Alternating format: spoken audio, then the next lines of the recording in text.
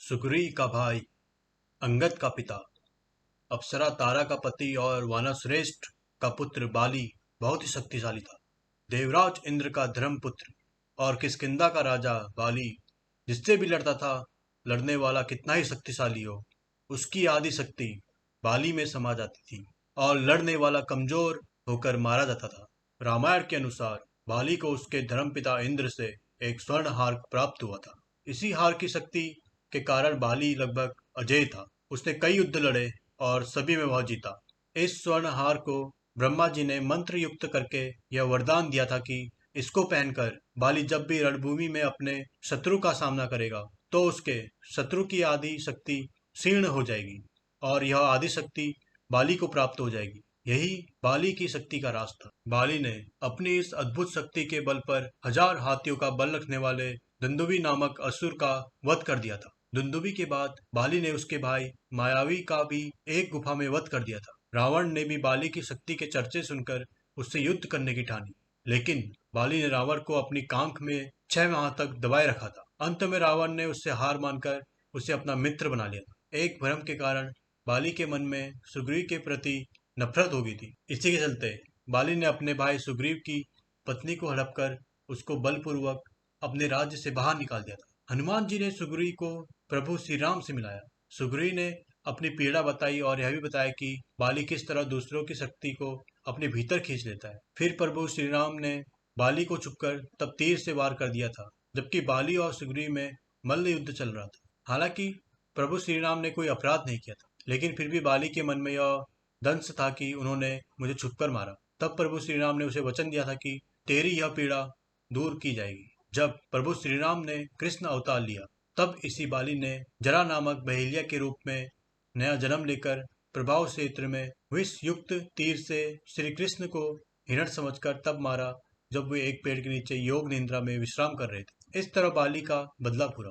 हनुमान जी और महाबली बाली के सामने की हमें एक कथा मिलती है। बाली को इस बात का घमंड था कि उसे विश्व में कोई हरा नहीं सकता था, कोई भी उसका सामना नहीं कर सकता। एक दिन की बात है, राम भक्त हनुमान जी वन में तपस्या कर रहे थे।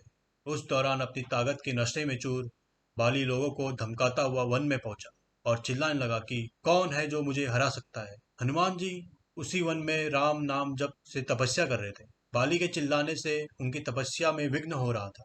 उन्होंने बाली से कहा, बानर राज, आप तो अति बलशाली हैं, आपको कोई नहीं हरा नहीं सकता है, लेकिन आप इस तरह चिल्ला क्यों रहे हैं? यह सुनकर बाली भड़क गया। उसने हनुमान जी को चुनौती दी और कहा कि हे वानर, तू जिसकी भक्ति करता है मैं उसे भी हरा सकता हूँ। राम भगवान का मजाक उड़ता देख हनुमान जी को क्रोध आ गया और उन्होंने बाली की चुनौती स्वीकार कर ली। तय हुआ कि अगले दिन सूर्योदय होते ही दोनों के बीच में दंगल होगा। अगले दिन हनुमान जी तैयार होकर दंगल के निकले थे कि ब्रह्मा जी उनके समक्ष प्रकट हुए। उन्होंने हनुमान जी को समझाने की कोशिश की कि वे बाली की चुनौती स्वीकार न करें, लेकिन हनुमान जी ने कहा कि उसने मेरे प्रभु श्री राम को चुनौती दी है। ऐसे में अब यदि मैं उसकी चुनौती को अस्वीकार कर दूंगा तो दुनिया क्या समझेगी, इसलिए उसे तो सबक सिखाना ही होगा। यह सुनकर ब्रह्मा जी ने कहा, ठीक है, आप दंगल के लिए जाओ, लेकिन अपनी शक्ति का 10वां हिस्सा ही लेकर जाओ। शेष अपने आराध्य के चरण में समर्पित कर दो। दंगल से लौटकर यह शक्ति फिर हासिल कर लेना। यह सुनकर हनुमान जी मान गए और अपनी कुल शक्ति का 10वां हिस्सा लेकर बाली से दंगल करने के लिए चल पड़े। दंगल में मैदान में हनुमान जी ने जैसे ही बाली के सामने अपना कदम रखा, ब्रह्मा जी के वरदान के अनुसार हनुमान जी की शक्ति का आधा हिस्सा बाली के शरीर में समाने लगा। इससे बाली के शरीर में उसे अपार शक्ति का एहसास होने लगा। उसे लगा जैसे ताकत का कोई समंदर शरीर में हिलोरे ले रहा है। चंद पलों के बाद बाली को लगने लगा मानो उसके शरीर की नसें फटने वाली हैं और रक्त बाहर निकलने वाला है। तभी अचानक जी वहां ब्रह्मा जी प्रकट हुए। उन्होंने बाली से कहा कि खुद को जिंदा रखना चाहते हो तो तुरंत ही हनुमान से कोसों दूर भाग जाओ, अन्यथा तुम्हारा शरीर फट जाएगा। बाली को उस समय कुछ समझ में नहीं आया, लेकिन वह ब्रह्मा जी को यूं प्रकट देखकर समझ गया कि कुछ गड़बड़ है और वह वहां से तुरंत ही भाग खड़ा हुआ। बहुत दूर जाने के बाद उसे राहत मिली, शरीर में हल्कापन आने लगा। तब उसने देखा कि ब्रह्मा जी उसके समक्ष खड़े हैं। तब ब्रह्मा जी ने कहा कि तुम खुद को दुनिया में सबसे शक्तिशाली समझते हो, लेकिन तुम्हारा शरीर हनुमान की शक्ति का छोटा सा हिस्सा भी नहीं संभाल पा रहा है। तुम्हें मैं ये बताना चाहता हूँ कि हनुमान जी अपनी शक्ति का 10वां भाग ही लेकर तुमसे लड़ने आए थे। सोचो,